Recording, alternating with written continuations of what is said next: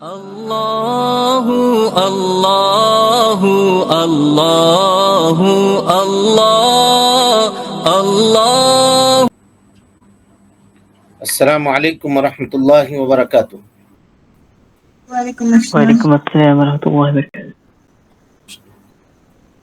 ان الحمد للہ نحمده ونستعینه ونستغفره ونعوذ باللہ من شرور انفسنا ومن سیئات اعمالنا، من يهده الله فلا مضل له ومن يضلل فلا هادي له، واشهد ان لا اله الا الله وحده لا شريك له، واشهد ان محمدا عبده ورسوله، اما بعد فان خير الحديث كتاب الله، وخير الهدي هدي محمد صلى الله عليه وسلم، وشر الامور محدثاتها، وكل محدثة بدعة، وكل بدعة ضلالة، آنے کے تعلق سے ہماری گفتگو چل رہی ہے، جس میں یہ بات آپ کے سامنے آئی ہے کہ تصویر کی اولاً دو قسم ہے۔ پہلی قسم کسی جاندار کی تصویر بنانا، اور دوسری قسم کسی بے جان چیز کی تصویر بنانا۔ جاندار چیز کی تصویر کی چار قسمیں ہیں، ہے نا۔ پہلی قسم کہ آدمی کیا کرے، مجسمہ بنائے، اس کا اسٹیچو بنائے، اس کا حکم کیا ہے آپ کے سامنے بات آ چکی ہے۔ یا کوئی آدمی پینٹ کرے، یا چوک سے یا کوئلے سے، ہے نا، یا قلم سے یا برش سے، کسی بھی چیز سے بنائے، اس کا کیا حکم ہے، یہ بھی آپ کے سامنے بات آ چکی ہے۔ اب اس کے بعد کیمرہ سے تصویر لینے کا حکم کیا ہے، اس سلسلے میں جو لوگ جائز کہتے ہیں ان کی دلیلیں بھی آپ کے سامنے آ چکی ہیں گزشتہ درس میں، اور جو لوگ اس کو ناجائز کہتے ہیں اس کی دلیل بھی آپ کے سامنے آ چکی ہے۔ راجح مسئلہ اس باب میں یہ ہے کہ وہ چیز ناجائز اور حرام ہے، اور اس سے انسان کو چاہیے کہ وہ اجتناب کرے، پرہیز کرے۔ اس کے بعد جانداروں کی تصویر کی چوتھی قسم، تو چوتھی قسم کیا ہے، ایسی تصویر جو ویڈیو کی شکل میں ہو، ویڈیو کی شکل میں ہو، پہلے والا فوٹو کی شکل میں ہو، یہاں ویڈیو کی شکل میں ہو، ثابت نہیں ہو بلکہ متحرک ہو، اس تصویر کا کیا حکم ہے۔ تو یہ چوتھی قسم ہے جی۔ چوتھی قسم کیمرے کے ذریعے سے بنائی گئی یا لی گئی وہ تصویریں جس کو ویڈیو کہا جاتا ہے، جو متحرک تصویریں ہیں، ان کا کیا حکم ہے۔ تو ان کی دو قسمیں ہیں جی، ان کی دو قسم ہیں۔ پہلی قسم تو یہ ہے کہ وہ لائیو ہو، جیسے ہم ابھی آپ سے روبرو ہیں، مخاطب ہیں، لائیو ہیں، ہم ہل رہے ہیں، ہاتھ اٹھا رہے ہیں، بات کر رہے ہیں، سب جیسا کر رہے ہیں ویسا نظر آ رہا ہے، تو کہتے ہیں یہ جائز ہے۔ جیسے سی سی ٹی وی لگانا یا کوئی ایسا کیمرہ لگانا جس سے لائیو چل رہا ہو معاملہ، تو اس میں علماء کہتے ہیں کہ جائز ہے۔ اس کا حکم اس آئینے کی طرح سے ہے کہ کسی بھی چیز کے سامنے اپنے آئینہ رکھ دیا اور اس کا عکس جو ہے وہ آئینے میں دکھ رہا ہے، تو اس کا حکم ہے یہ جائز ہے۔ لیکن بات آتی ہے اس ویڈیو کے اوپر جو ویڈیو سیو ہو جائے، جو ویڈیو رہ جائے، ہے نا، اس کا کیا حکم ہے، اس کا کیا حکم ہے۔ تو کہتے ہیں کہ وہ تصویر جو لائیو نہیں ہو لیکن متحرک ہو، یعنی ویڈیو کی شکل میں ہو، اس سلسلے میں علماء کا اختلاف ہے، اس کے جائز اور ناجائز ہونے میں علماء کا اختلاف ہے۔ بعض اہل علم کہتے ہیں کہ اس کا حکم بھی تصویر کا ہے اور وہ حرام ہے، یعنی ویڈیوگرافی کرنا بھی حرام ہے، اور اس میں کوئی رخصت نہیں ہے۔ کہتے ہیں دعوت اللہ کے لیے، کہا نہیں، دعوت اللہ کے لیے بھی رخصت نہیں ہے۔ کوئی آدمی اگر ویڈیو بنا رہا ہے، یہ علماء کا قول نقل کر رہا ہوں میں، کوئی آدمی اگر ویڈیو بنا رہا ہے اور اس کا مقصد یہ ہے کہ دعوت اللہ ہو، اس سے علماء کی تقریروں کو ریکارڈ کر رہا ہے، کہتے ہیں نہیں، ناجائز ہے، حرام ہے۔ کہا کیوں؟ کہا اس کے علاوہ بہت سارے وسائل ہیں دعوت کے جو ہمارے لیے کافی ہیں، ہم ان چیزوں کا سہارا نہیں لیں گے۔ علماء کا ایک گروپ یہ کہتا ہے۔ علماء کا دوسرا گروپ ہے معاصرین علماء کا، جو کہتے ہیں کہ حرام تو ہے، ویڈیوگرافی کرنا حرام ہے، لیکن دعوت اللہ کے کاموں میں اور مفید محاضرے وغیرہ، دروس وغیرہ، کسی کی تقریر یا کسی کا خطبہ، اگر اس کو ریکارڈ کر کے ویڈیو بنا کر کے پیش کیا جائے تو اس میں وہ اجازت دیتے ہیں. سمجھ گئے؟ دونوں گروپ حرام ہونے میں اس کے متفق ہیں، لیکن ایک نے رخصت دی ہے اور دوسرے نے کوئی رخصت نہیں دی ہے. پہلا علماء کا پہلا طبقہ یہ ہے، کہتا ہے کہ نہیں، دعوت اللہ کے لیے بھی جائز نہیں ہے ویڈیو بنانا. کہا کیوں جائز نہیں ہے؟ کہا اس کے علاوہ بے شمار وسائل ہیں، ان وسائل کا سہارا لیجئے، ویڈیو کا کیوں سہارا لیتے ہیں؟ اور علماء کا دوسرا گروپ ہے، وہ کہتا ہے نہیں، اگر کوئی آدمی ویڈیوگرافی کرتا ہے اور دعوت اللہ مقصد ہے، تقریروں کو ریکارڈ کرتا ہے اور اسی طرح سے ان کے محاضرات کو، ان کے خطبے کو ریکارڈ کرتا ہے ویڈیو کی شکل میں اور اس کو لوگوں تک پھیلاتا ہے، تو ایسی صورت میں یہ چیز جائز ہے. شیخ الاسلام شیخ ابن باز رحمۃ اللہ علیہ جی اسی کے اوپر ان کا فتویٰ ہے. شروع میں شیخ ابن باز ویڈیوگرافی کو حرام سمجھتے تھے، تصویر کشی کو تو حرام سمجھتے ہی تھے، ویڈیوگرافی کو بھی حرام سمجھتے تھے، لیکن بعد میں پھر انہوں نے اپنے محاضرات کے اندر اور اپنے دروس کے اندر کیمرہ رکھنے کی اجازت دے دی. اگر کوئی اجازت مانگتا تھا کہ شیخ آپ کے درس سے فائدہ اٹھانے کے لیے ہم اس کو ریکارڈ کرنا چاہتے ہیں، تو شروع میں اجازت نہیں دیتے تھے، کہتے تھے نہیں، لکھو، قلم سے لکھو، ہم جو کہہ رہے ہیں اس کو لکھو، ہم جو کہہ رہے ہیں اس کو تحریر کرو، یہی علماء کا طریقہ ہے، یہ کہتے تھے. لیکن بعد میں پھر جب لوگوں نے گزارش کی اور شیخ نے جب ہو سکتا ہے موضوع کا دراسہ کیا ہو، تو انہوں نے علماء کی اس فتوے کے اوپر عمل کیا جس میں وہ کہتے ہیں کہ محاضرات کے لیے یا مفید دروس کے لیے ویڈیو بنانے کی اجازت دی گئی ہے. تو شیخ نے آخری عمر میں کیمرہ اپنے درس کے اندر لانے کی کوئی اجازت چاہتا کہ ہم ریکارڈ کرنا چاہتے ہیں، شیخ پوچھتا تو شیخ کہتے کہ ٹھیک ہے، اجازت دے دیتے تھے. سمجھ رہے ہیں؟ اجازت دے دیتے تھے. اور بعض علماء کہتے ہیں کہ وہ تصویر نہیں ہے بلکہ وہ ویڈیو ہے، اس لیے وہ جائز ہے. بالکل اس کی حیثیت اس آئینے کی طرح سے ہے کہ جس کے سامنے کوئی آدمی کھڑا ہوتا ہے اور متحرک شکل کو آئینہ اس کے سامنے پیش کر دیتا ہے. مثال کے طور پہ ویڈیو میں کیا ہوتا ہے، کوئی آدمی بول رہا ہے تو خاموش نہیں ہوتا ہے، وہ بول ہی رہا ہوتا ہے. یعنی کوئی بولنے والے کو تصویر کے اندر، ویڈیو کے اندر بولنے والا ہی دکھایا جاتا ہے.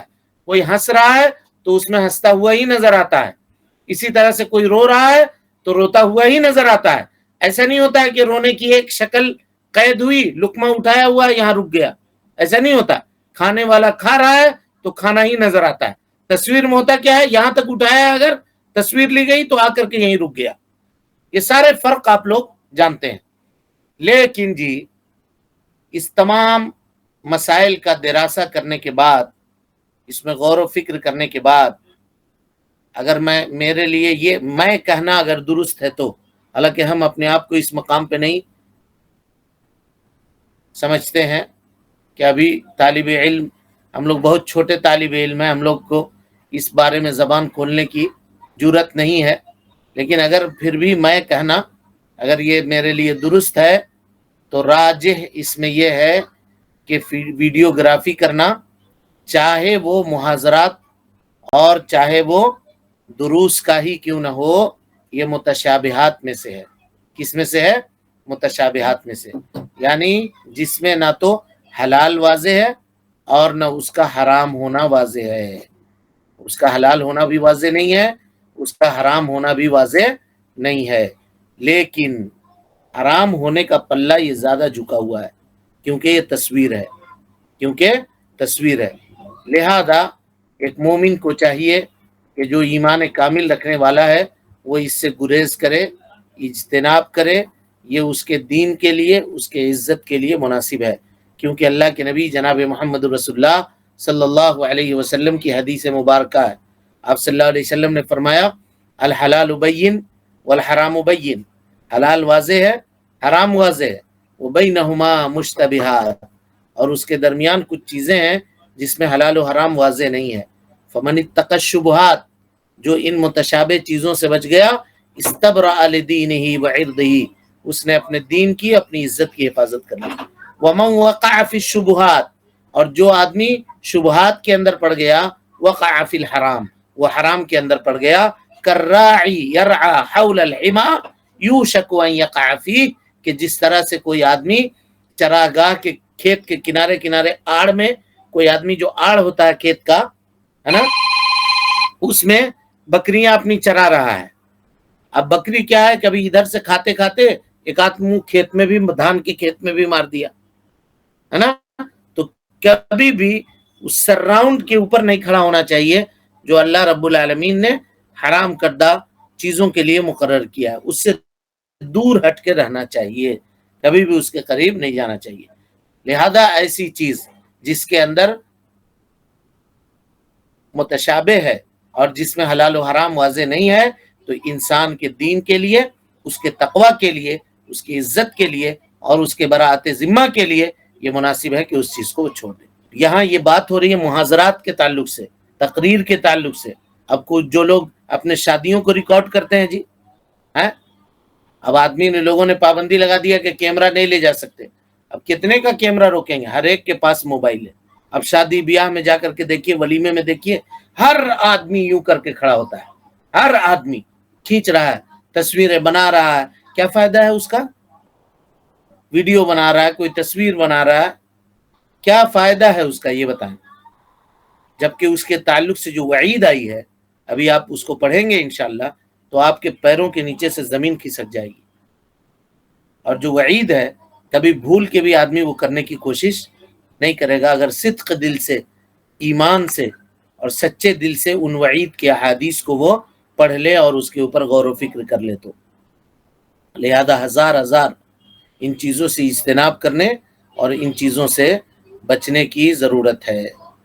और इसी ताल्लुक से जी, इसी तरह से कुछ लोग ये भी इस्तिस्ना करार देते हैं कि जिसमें मसलहत है, मिसाल के तौर पे कोई मुहाजरा है, हाँ, कोई तकरीर है, कोई दर्स है, किसी बड़े आलिम का दर्स है, जो बार बार वो नहीं मिलेंगे, आए हैं, उनका दर्स चल रहा है, अब उसको रिकॉर्ड कर लिया ताकि बाद में हम लोग सुने, उससे इल्मी फ़ायदे मुरत्तब करें, तो ऐसे में उलमा ने जायज़ करार दिया। और बाज़ उलमा एक और शक्ल उसकी बताते हैं, उसके जायज़ होने की, अमानत इल्मी के तौर पर उसको मैं आपके सामने नकल कर दे रहा हूँ।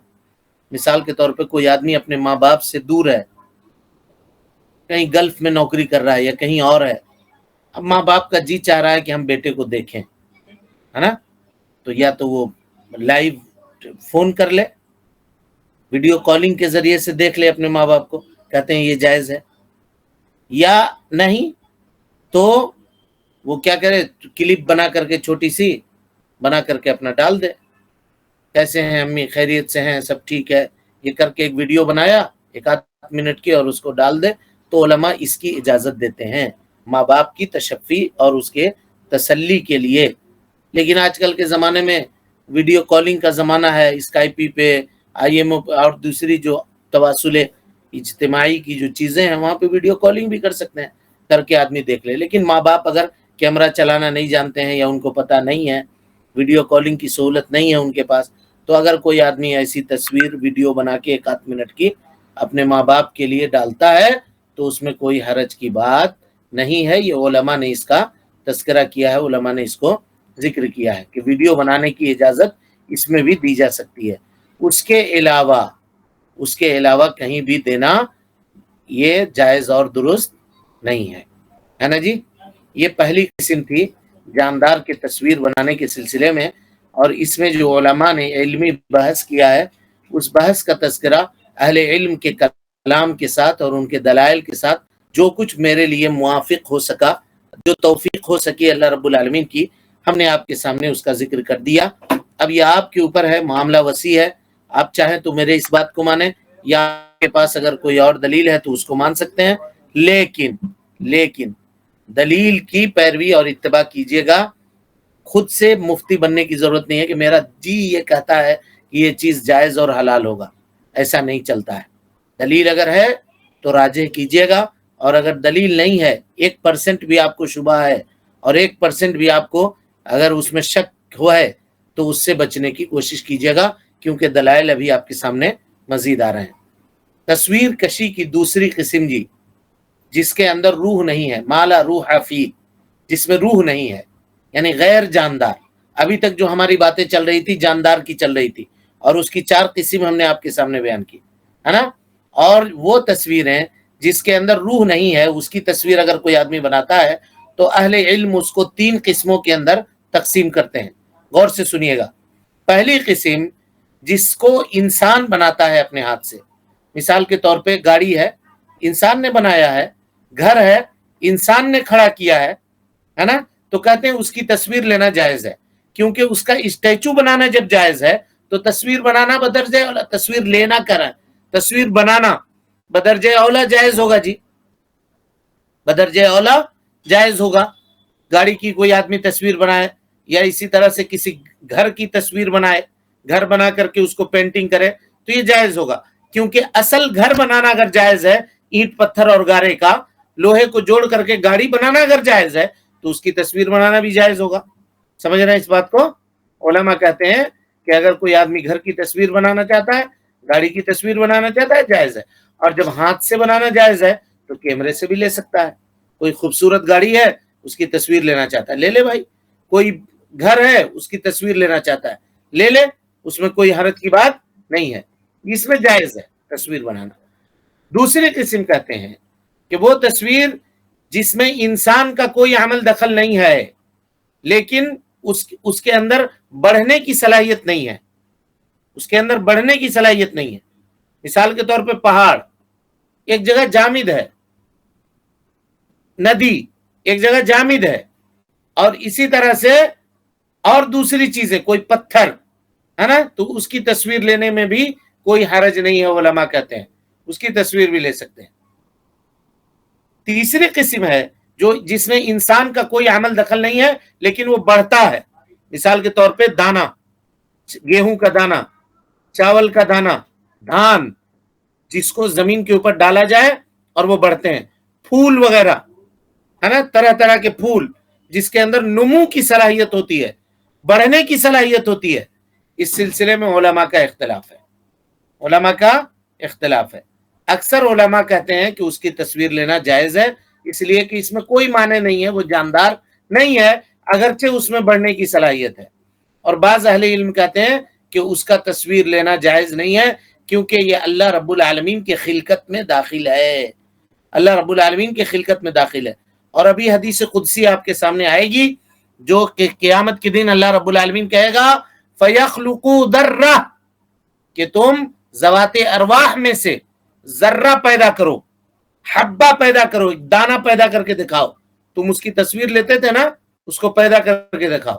کہتے ہیں یہ جو دانہ ہے اس کے اندر نمو کی صلاحیت ہے، بڑھنے کی صلاحیت ہے. جب اس کو زمین میں دفن کر دیا جائے، گاڑ دیا جائے، تو اس سے درخت نکلتا ہے اور وہ بڑھتا ہے. لیکن اس سلسلے میں جی تحقیق سے یہ بات پتہ چلتی ہے کہ اس کی تصویر لینا بھی جائز ہے. پھول کی یا کسی درخت کی یا دانے کی تصویر لینا بھی جائز ہے. دلیل اس کی کیا ہے؟ حضرت عبداللہ ابن عباس رضی اللہ عنہما کے پاس ایک شخص آیا اور اس نے آ کر کے کہا، یہ حدیث ابھی گزرے گی آپ کے سامنے، اس نے آ کر کے کہا کہ عبداللہ ابن عباس، میرا جو فن ہے نا، میں پینٹر ہوں، تصویر بناتا ہوں، ہے نا، تصویر بناتا ہوں، تصویر بنانے کا کام ہے میرا، اور آپ نے تصویر بنانے کا فتویٰ دیا ہوا ہے کہ کوئی آدمی ذوات ارواح کی اگر تصویر بناتا ہے، روح والی چیزوں کی تصویر بناتا ہے تو حرام ہے. حضرت عبداللہ ابن عباس نے کہا کہ ہاں، اگر تم جاندار چیزوں کی تصویر بناتے ہو، انسان کی، جانوروں کی، تو یہ چیز حرام ہے. اب وہ بیچارہ جو آدمی تھا اس کے چہرے کا رنگ بدل گیا، ڈر گیا وہ آدمی وعید سے. تو حضرت عبداللہ ابن عباس نے جب دیکھا کہ اس کے چہرے کا رنگ بدل گیا ہے تو آپ نے فرمایا رضی اللہ عنہما، ان کنت لا بد فاعلا، اگر تم ضرور تصویر بنانے والے ہو یا اس کے علاوہ تمہارے پاس کوئی چارہ نہیں ہے، تمہاری روزی روٹی کا وہی ایک ذریعہ ہے، تو فصنع الشجر، درختوں کی تصویر بناؤ، وما لا نفس له، اور ایسی چیز کی تصویریں بناؤ جس کے اندر روح نہیں ہے، جس کے اندر روح نہیں ہے. تو یہ حدیث صحیحین کے اندر ہے. تو اس سے پتہ چلا کہ اگر کوئی آدمی شجر کی درخت کی تصویر بناتا ہے تو یہ جائز ہے، اور شجر درخت جو ہے جی وہ بڑھنے کی صلاحیت رکھتا ہے۔ اسی طرح سے اس حدیث میں یہ بھی پتہ چلا کہ جس کے اندر روح نہیں ہے، جو جاندار چیز نہیں ہے، اس کی تصویر بھی آپ لے سکتے ہیں، بنا سکتے ہیں، حضرت عبداللہ ابن عباس رضی اللہ تعالیٰ عنہ کے اس روایت کے مطابق۔ واللہ اعلم والعلم عند اللہ تبارک و تعالی۔ چلیں بسم اللہ۔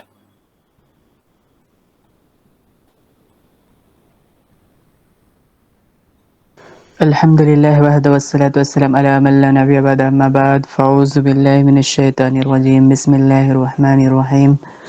تصویر بنانا ایک قبیح فعل ہے۔ حضرت ابو ہریرہ رضی اللہ عنہ سے مروی ہے کہ رسول اللہ صلی اللہ علیہ وسلم نے فرمایا، اللہ تعالیٰ ارشاد فرماتے ہیں، وَمَنْ أَظْلَمُ مِمَّنْ ذَهَبَ يَخْلُقُ خَلْقِهِ فَلْيَخْلُقُ ذَرَّةً أَوْ لِيَخْلُقُ حَبَّةً أَوْ لِيَخْلُقُ شَعِيرًا۔ صحیح بخاری و صحیح مسلم۔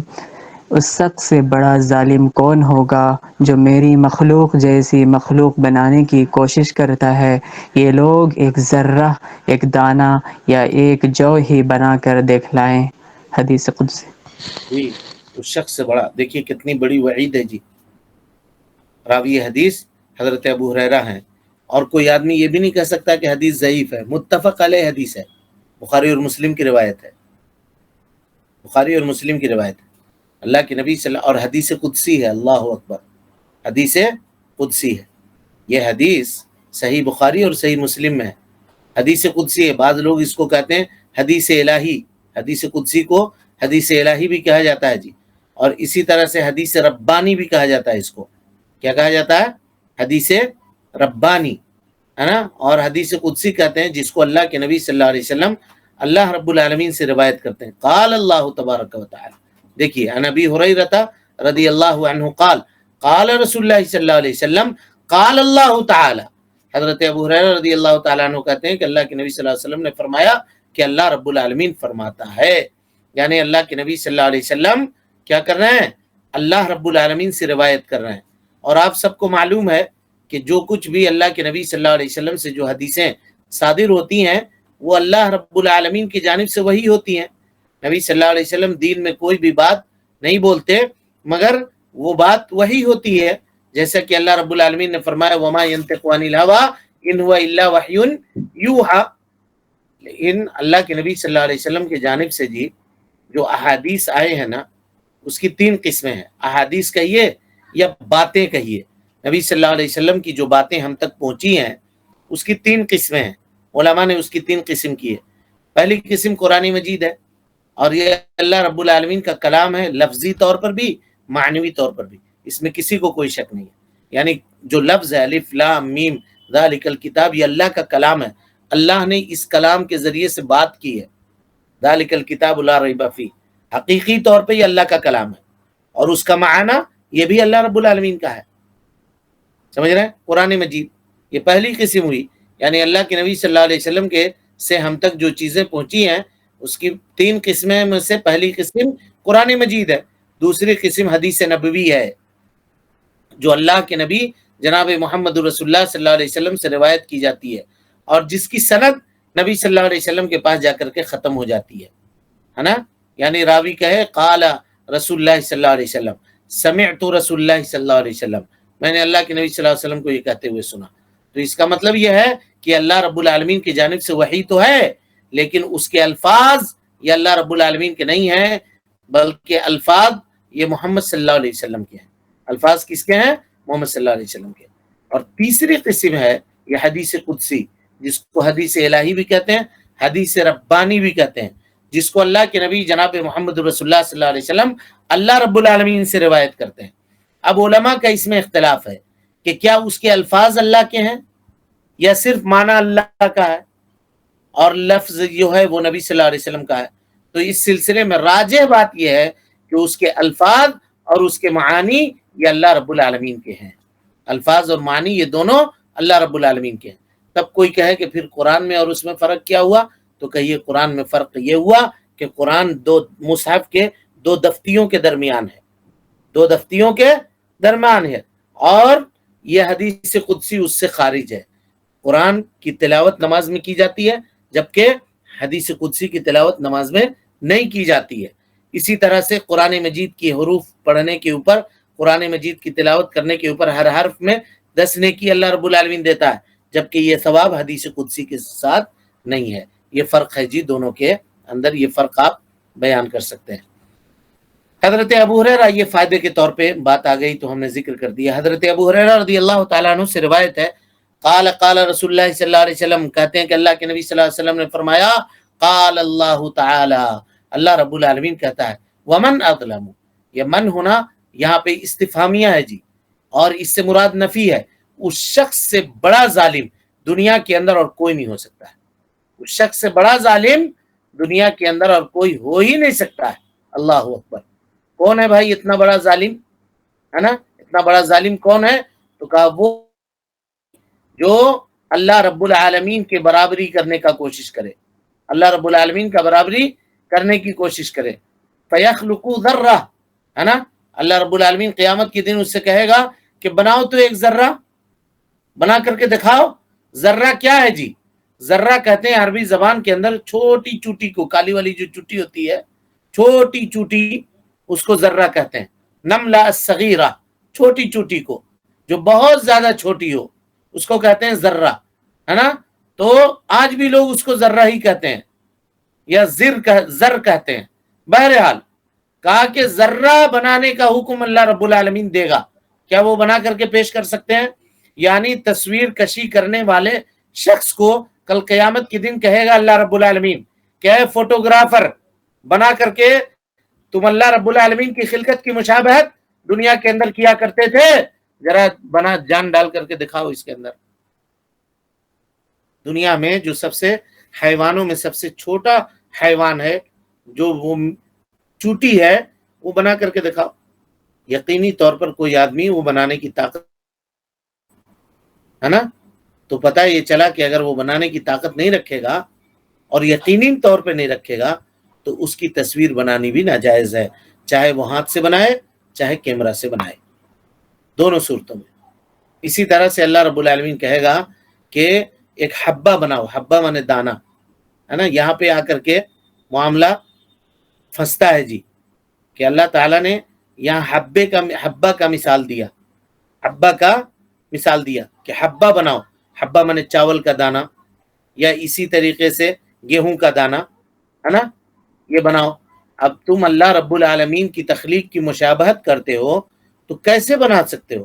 کسی آدمی کے اندر یہ طاقت ہے کہ وہ چاول کا دانہ ایک بنا کر کے پیش کرے یا ایک جو کا دانہ بنا کر کے پیش کرے؟ نہیں پیش کر سکتا، ہے نا، نہیں پیش کر سکتا۔ اور یہ تعجیز اور ابطال کے لیے ہے۔ تو اس سے پتہ یہ چلا کہ اے مخلوق، اگر تو کوئی چیز بنا نہیں سکتا تو تم کو کوئی حق نہیں ہے کہ تم اللہ رب العالمین کی خلقت میں اس کی مشابہت کرو۔ تم کیسے جرأت کرتے ہو کہ تم اللہ رب العالمین کی خلقت میں برابری کرنے کا دعویٰ کرتے ہو، سبحانہ و تعالی، ہے نا۔ تو اس سے یہ پتہ چلا کہ تصویر کشی کرنا، تصویر بنانا، یہ حرام عمل ہے جی، اور یہ کبیرہ گناہوں میں سے ایک گناہ ہے، کبیرہ گناہوں میں سے ایک گناہ ہے۔ چلیے، وقت ہوئی ہو گیا؟ جی۔ چلیں، اللہ رب العالمین سے دعا ہے کہ اللہ تعالی ہمیں اور آپ کو حسن عمل کی توفیق دے۔ رب العالمین ہم سب کی اصلاح فرمائے، نیکیوں کو قبول کرے، سیئات سے درگزر فرمائے، جب تک زندہ رکھے دین اسلام پہ زندہ رکھے، اور جب اٹھائے ایمان پہ اٹھائے۔ آمین وآخر دعوانا ان الحمدللہ رب العالمین۔ کوئی سوال ہے کسی کو؟ قرآن مجید اور حدیث قدسی میں جو فرق ہو والی چیز بیان کر دیجیے۔ قرآن مجید کی تلاوت نماز میں کی جاتی ہے، جبکہ حدیث قدسی کی تلاوت نماز میں نہیں کر سکتے آپ۔ اسی طرح سے قرآن مجید اگر پڑھے کوئی آدمی تو ہر حرف پہ 10 نیکی اس کو ملتا ہے، حدیث قدسی میں 10 نیکی اس کو نہیں ملتا ہے۔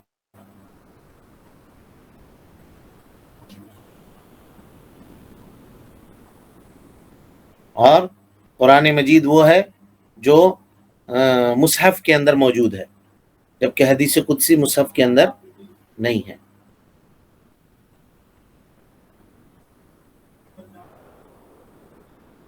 یعنی قرآن مجید کو ماننے میں یہ بات بھی ماننی ہے۔ آواز آ رہی ہے میری؟ جی شیخ الحمدللہ۔ یہ بات بھی ماننی ہے کہ قرآن مجید وہی ہے جو مصحف کے دو دفتیوں کے درمیان موجود ہے۔ یہ کہنا ضروری ہے قرآن کی تعریف میں، کہا کہ کیوں آج اگر کوئی آدمی آئے اور کہے کہ دیکھو بھائی ہمارے باپ دادا کے زمانے سے ہمارے گھر میں یہ کتاب تھی اور یہ قرآن کی آیت ہے لیکن قرآن میں موجود نہیں ہے، اس کو قرآن میں ایڈ کر دو، تو کیا ہم ایڈ کر دیں گے؟ نہیں کریں گے۔ ہو گیا معاملہ، جو قرآن مجید میں موجود ہے وہی آیت ہے، اب تمہارے کہنے سے وہ آیت نہیں ہو جائے گی۔ اسی لیے علماء جب قرآن کی تعریف کرتے ہیں تو کہتے ہیں وہ الکلام المعجز، وہ ایسا کلام ہے جس نے لوگوں کو عاجز کر دیا، اس جیسا کلام وہ بنا کر کے نہیں پیش کر سکتے۔ بین دفعتي المصحف، جو مصحف کے دونوں تختیوں کے درمیان موجود ہے، اور المتعبد بتلاوتہ، جس کی تلاوت کرنا عبادت ہے اور جس کے ہر حرف کے اوپر 10 نیکیاں ملتی ہیں۔ اور کوئی سوال ہے؟